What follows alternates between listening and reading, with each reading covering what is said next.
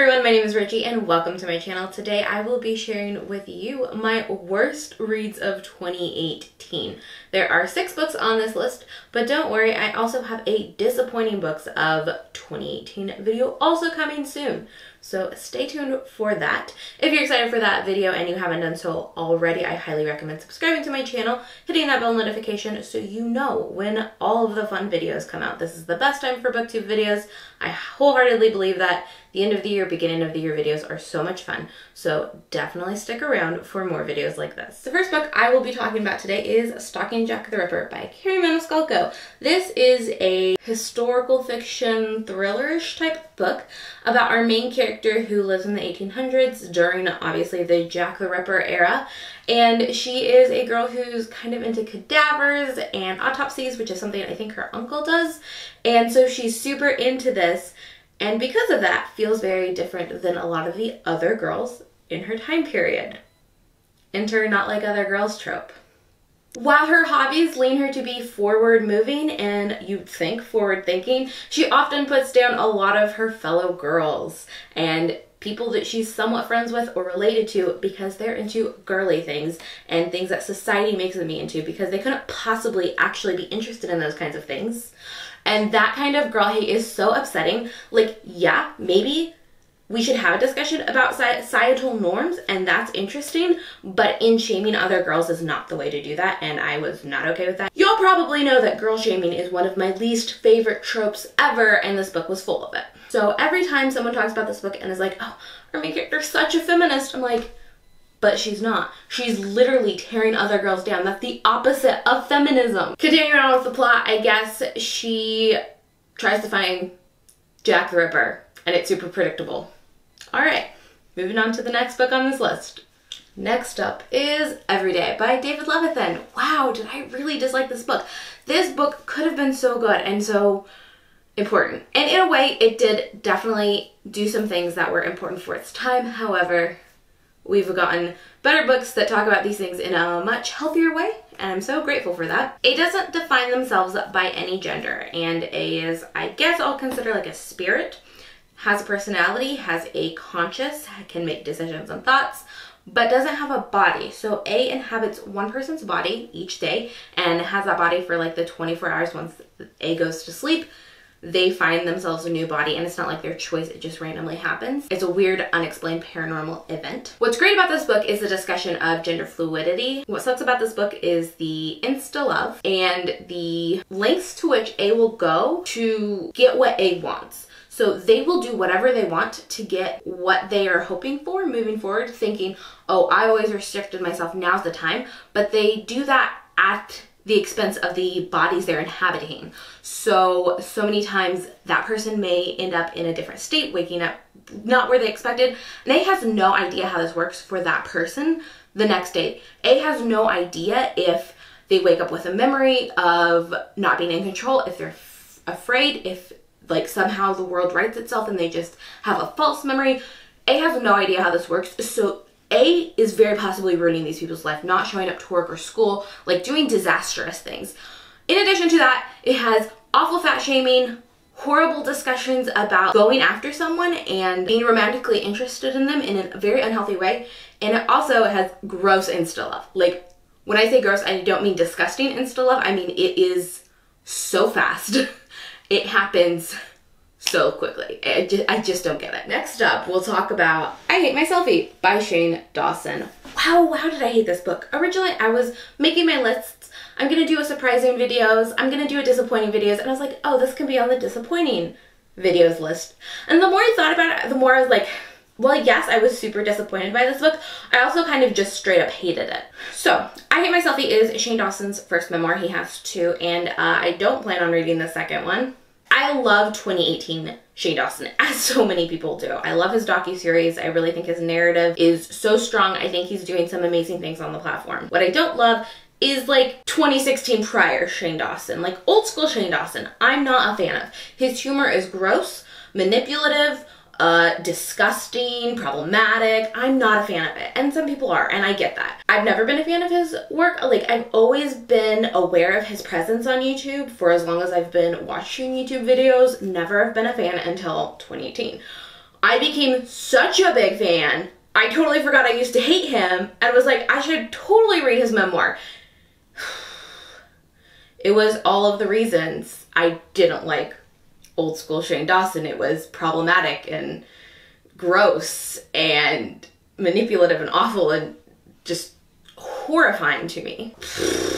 I shouldn't be surprised, but I was. While it's disappointing, I still hated it. The things that I really disliked about it were like not fun. It was definitely problematic and weird and uncomfortable in a lot of ways, and I was not okay with that. So I don't recommend it, even if you love Shane Dawson, especially if you only love new, current Shane Dawson and don't like his old content, don't pick it up. And when I say new and old, obviously he's the same person. I definitely think he's grown and changed, but he's the same person.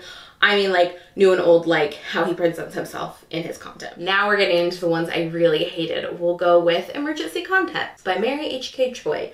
I wanted to love this book, and for a part of me, I did love this book. There was some really good things happening in this book. This is a book that's set in college, so our main character is a freshman in college. She's just moving into college and getting her bearings, and she's like, not getting along with a lot of people. She starts to like meet her roommate and go out with them, and she finds out that her roommate's like nephew, uncle, some weird male relation that I can't remember, cousin, I don't know, is kind of hot. Random. One thing leads to another, and our main character actually helps out this guy by taking him to the hospital or something along those lines, and she is listed as his emergency contact since she was his ride there. And thus they exchange phone numbers, have this little joke about being emergency contacts, talk a lot, keep secrets from the roommate that knows them both, and really delves deep into conversations about themselves. I loved their relationship because they talked and they communicated, and that was amazing. So many times in books you'll see relationships fall apart because there's no communication. It's one of my least favorite tropes, and it's one of the most important things in relationships, and because it's not discussed properly in a lot of like media in general, not just books, but movies, TV shows, everything, that lack of communication often finds itself not present in many relationships, and that's horrifying. Communication is so important to a relationship. So moving on, their relationship so okay because their communication is so good. Everything else about the book horrible. Our main character, again, just like Stalking Jack the Ripper, is a character who thinks she's a feminist and is definitely not a feminist. She literally has a line. Let me see if I can find the quote because it's that awful. The girl inspected Penny's lipstick again. Wait, I'm obsessed with how matte that is. What is it? Isn't it fabulous? Penny enthused, reaching for the tube in her bag. Too thought to try it?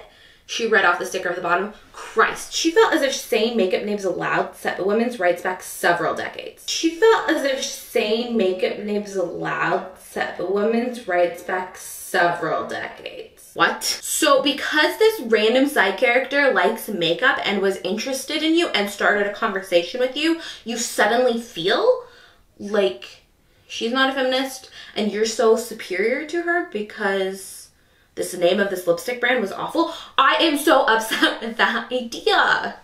And this kind of thing was rampant throughout the entire book. And while I think you can make an argument that the upset and outrage Penny, our main character, is feeling towards that lipstick is actually the name being like about women and thus offensive, is not ever discussed or explained, and thus the assumption is that she thinks she's better than this person and doesn't like the lipstick because she then brushes this person off. So while you can make another argument for it, it's not supported by the rest of the text, so I don't buy it. And like I said, this stuff is rampant throughout the entire book. There's these throwaway lines that are so ridiculous and so upsetting. Next up is one of my favorites. Are you so excited? Are you so excited? You probably know what it is because I've talked about how much I hate this book a lot. It's One of Us' line. This book was trash.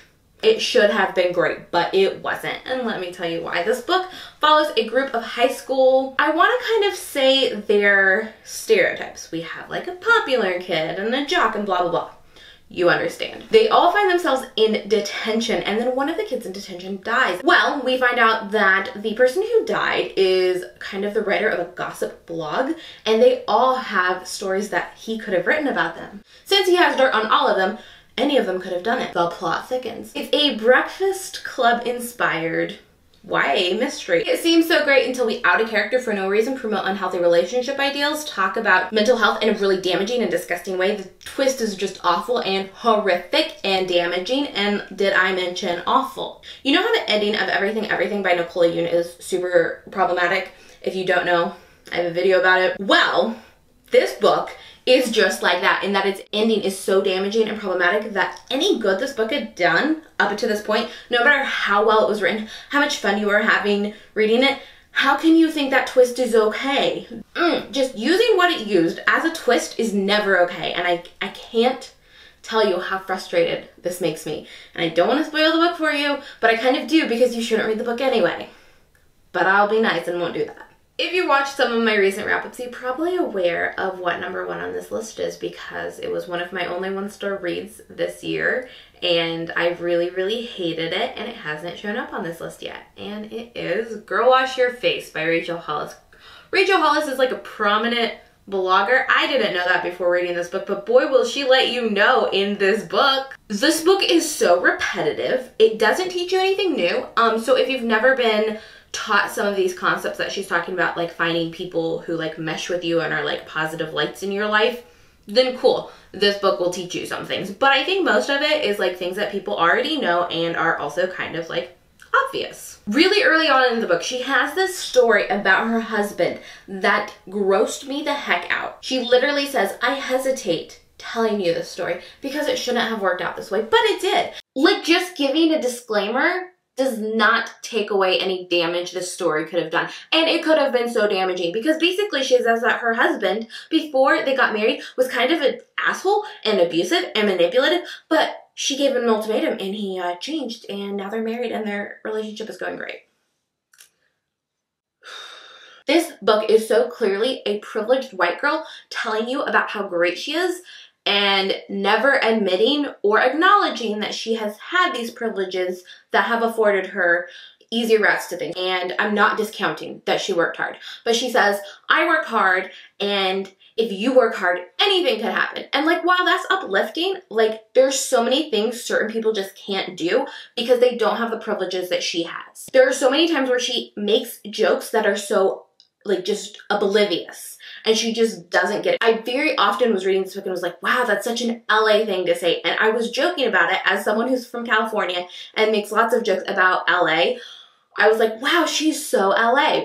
But like, she is, in all the bad ways that you like jokingly stereotype about someone from Los Angeles. I could honestly go on and on about what I didn't like about this book, but I'm gonna stop here because I feel like I've ranted about it quite a bit. And I know so many people love this book, so if it did something for you, if you got something out of it, I actually am happy for you as much as I hated this book. I think it had some really problematic and awful tendencies, and I think our narrator slash author just really missed the mark and doesn't understand a lot about the world. I hope you enjoyed me ranting about these books, but if you didn't and you're looking for some positivity, I did recently post my favorite books of 2018, so go check that out for some happy times. Also, like I said in the beginning of this video, subscribe and hit the bell if you haven't done so already, because coming very soon to you will be a most surprising books of 2018 and a most disappointing books of 2018, which will also be a lot of fun and some like a little bits of ranting times as well. That's all for today's video, so I'll see you in my next one.